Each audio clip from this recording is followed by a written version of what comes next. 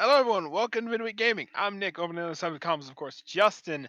I really want to redo that intro because it was so fast. But you know what? Never mind. I'm not going to do that because I can't. No, not that I cannot. I won't not. I am speed. And just guy running down Usain bolting across the track. Yeah, anyways.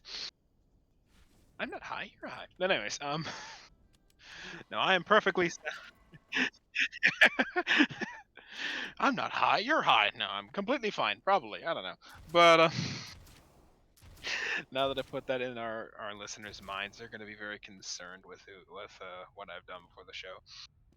No, honestly though, what a week it's been for news. There has been quite a few things coming out of the games industry, from the new Prime access of Warframe going out. Now we've got Gauss Prime, which is funny enough. I am Speed, the Warframe, to Genshin revealing their new Lantern Ride thing for Year of the Dragon, and new characters, and a longtime character now going to be actually acquirable, and the whole Rule 34 has probably already begun. I can hear the keyboard typing now. But anyways,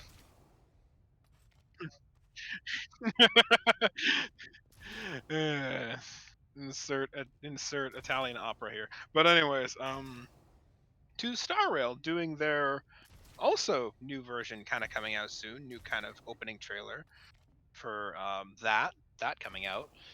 And of course, Ubisoft doing weird Ubisoft things, saying that gamers need to become used to not owning games for subscriptions to become a thing. And that went over as well as you think. We're not covering that part though, because that is depressing, and I wanted to do something uplifting. So we're going to do all of those things I previously mentioned, except that, but we are also doing, apparently, if the rumors are true, Monster Hunter World is actually rebounding in the Steam charts and is actually getting people to try it after so bloody long. That It game is. came out in 2019, 18, something like that. I have to I th- check those numbers. I think it was 2018. Yeah. 18 there, and 18. I played it when it first came out. I'm a longtime Monster Hunter World fan. I played it since the PSP days. Yes, I'm that old. For the younger crowd who doesn't even know what a PSP is, educate yourself. But anyways, but jokes aside, yeah, no. So we'll be covering all those uplifting topics, minus, like I said, the whole business with Ubisoft, because that's depressing. And well, there's enough depressing things in the world already. So let's run them down the list. Starting off with Warframe. So yeah, Warframe has its new Prime Access. New Prime Access trailer actually came out with featuring Gauss. Actually, there's also a trailer featuring a double feature of both Grendel and Gauss. It's actually just the same trailer, just continued. It's first Grendel's trailer, and then it blends itself into Gauss's trailer. Which is interesting because the lore of those two characters is connected, so that makes sense. Wish I could get my Grendel Prime access back. I could finally make all of my Grendel because I don't have Prime Grendel. Despite the fact I play Grendel a lot, but hey, what are you gonna do? Give me Grendel. Give me Grendel. Hello, welcome to Cooking with Grendel. If you know, you know. Grendel. If you know, you know. But anyways. But yeah, that'll be interesting. Gauss is an interesting frame. I almost feel like I want to go for his prime as well and farm him out of luck, because Gauss is Gauss, and Gauss is basic, or yeah, Gauss. I'm saying it right. For a second, I thought I wasn't. He's basically just Metal Sonic the Warframe, and yeah, I am Speed again. If you know, you know. So yeah, enjoy having Gauss. He looks honestly pretty good for a prime access. Though generally when it comes to the primes are generally just take Warframe, make them look slightly cooler and way more gold. Yeah. And his signature weapons that come with it, but I don't think anyone's going to buy him for his weapons. I'm not too sure if his weapons are actually that good, honestly. But yeah, so enjoy that. And that happened January 19th, so yesterday as a recording. So you have quite a bit of time to farm him out or straight up buy him if you want to. I personally think that's a bit expensive, but you do you. Going down the list next, we have Honkai Star Rail. Star Rail is released its new trailer, a Night of Ever Flame, Scene 33. It feels like I'm reading a movie title, but it's an interesting one. Kind of continues the kind of dialogue we've got, or the kind of lore we have around the Everflame Mansion and the Annihilation Gang and Duke Flame something? I can't remember his ruddy name. The guy who looks like Ifrit's younger and more posh cousin. Who I think is also named Ifrit, but that's beside the point. But yeah, no, so we kind of see him, we kind of see his little quote-unquote family villain trio thing. And they're probably going to feature in the next big destination, Pentacole, which is coming out soon, I think?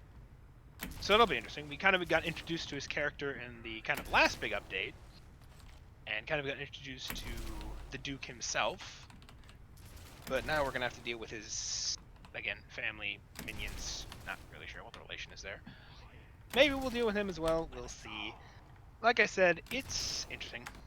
Star Rail lore is kind of very different from Genshin lore, despite being made by the same developers, due to the fact that Genshin takes place on one world and Star Rail takes place on an entire universe. So it's very difficult to make lore in Star Rail feel relevant when it's kind of like, I was actually just having this discussion in my this thought process in my head earlier today, when I was actually reacting to someone's opinion on covering the Star Wars lore, and they basically said no and cited the same things I just did.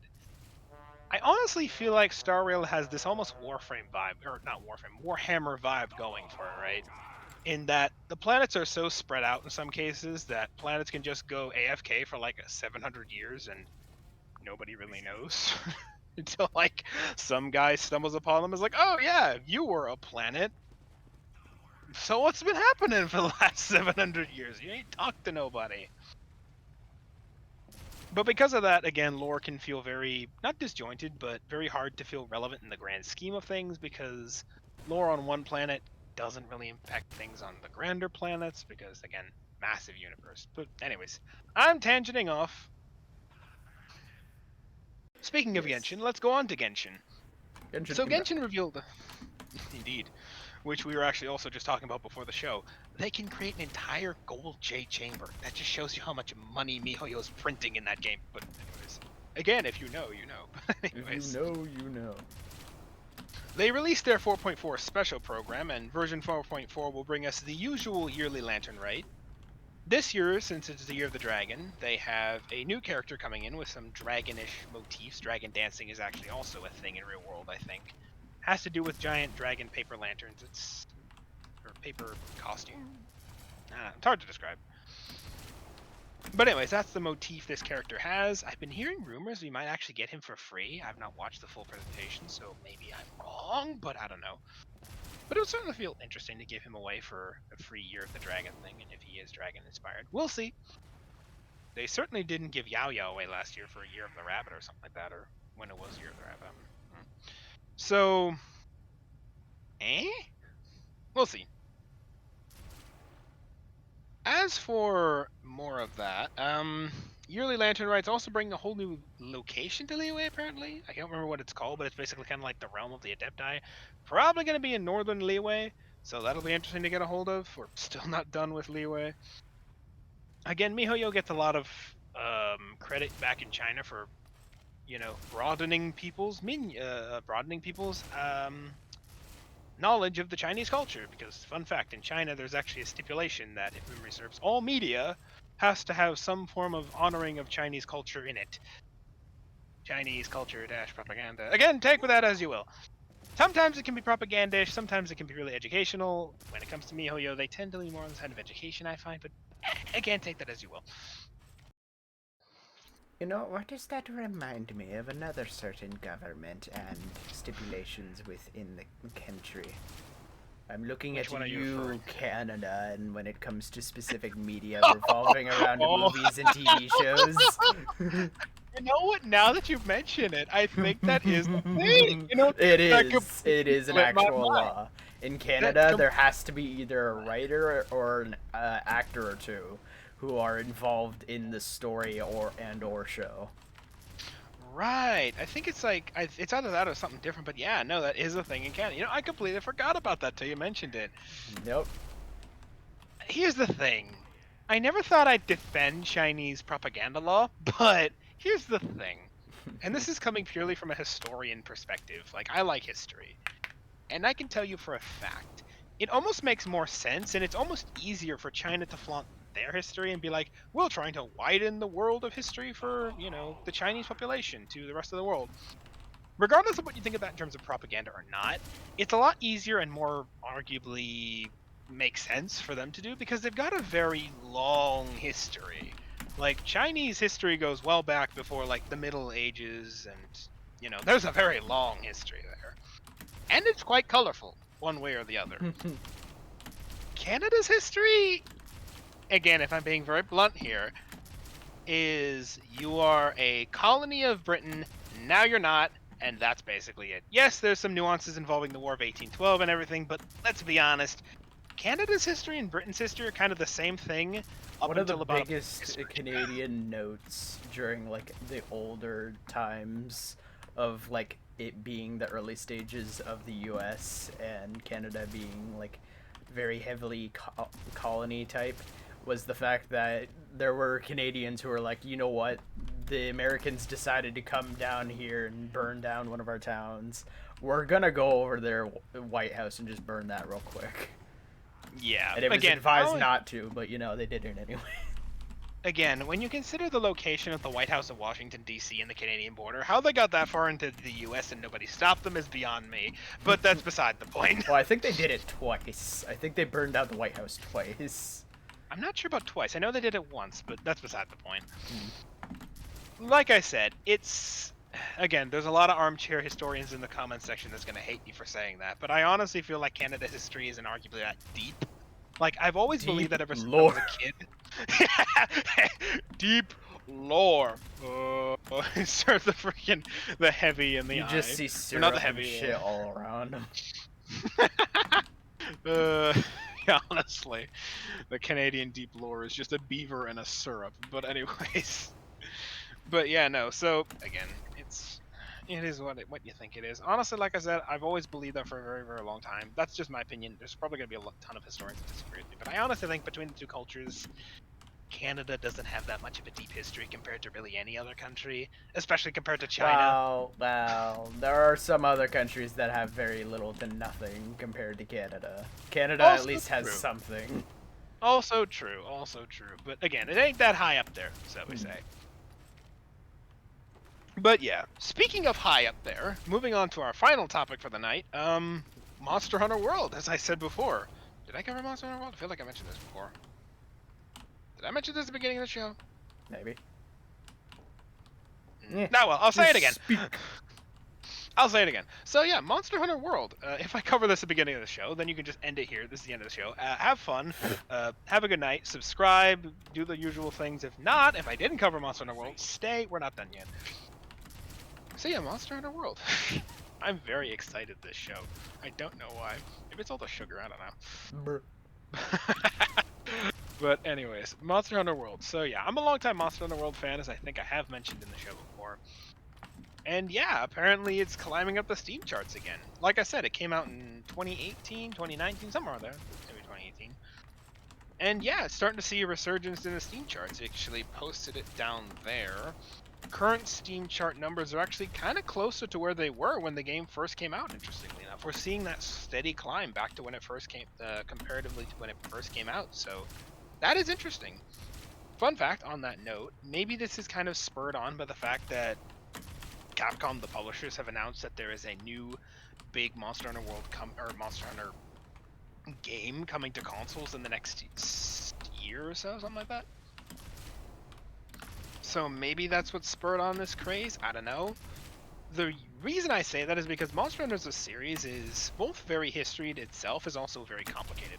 Monster Hunter as a series actually didn't start off on like any of the big consoles. It actually started off on PSP, I think, actually, funny enough.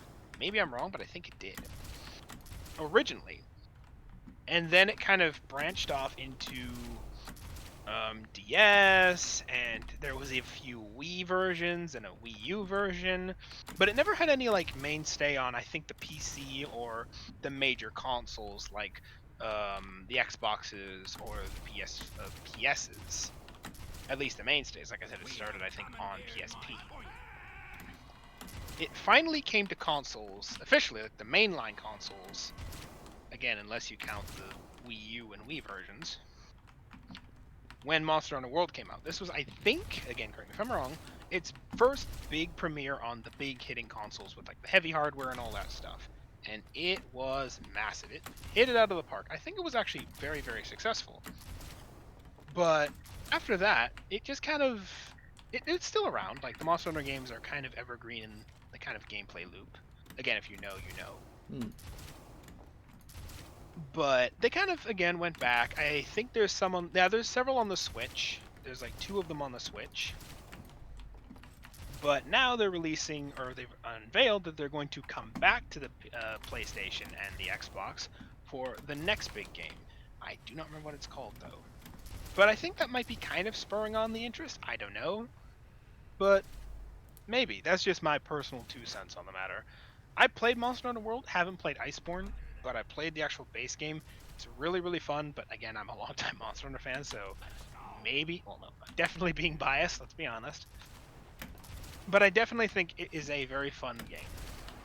So if you're into that whole kind of exploration, you know, kind of hunting games with much more dangerous game, then I would try Monster Hunter World. It is actually a really, really fun game. It's kind of, I don't want to say it's Ark without the survival elements, but I feel like it might be in that vein. But anyways, but yeah, try it out if you can, or if you want to. Take it's a really look good at game. it at least. And since it's on the older side, it's probably much cheaper, actually. What's it going for on Steam at the moment, out of curiosity? Since we're mentioning it's rebounding on... I do not know. I'm jumping in the air. Well, not really jumping. I'm shooting rockets at my feet and not blowing up. I know. Oh. Never mind. I'll do it myself. You're the researcher. You should know this. My kingdom for a good editor.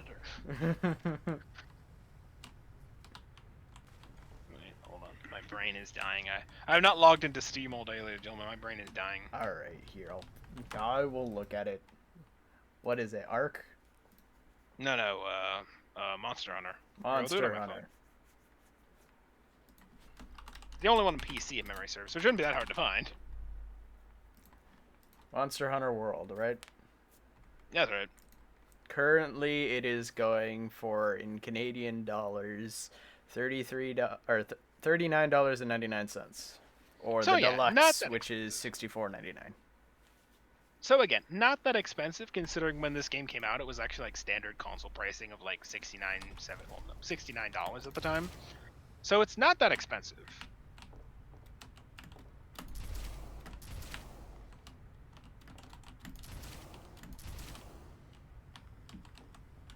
Forgive me of that moment of silence. I had to clear my brain once so I could actually remember my password for Steam. Oh, it's bad when you can't even remember your own password that you type in literally daily.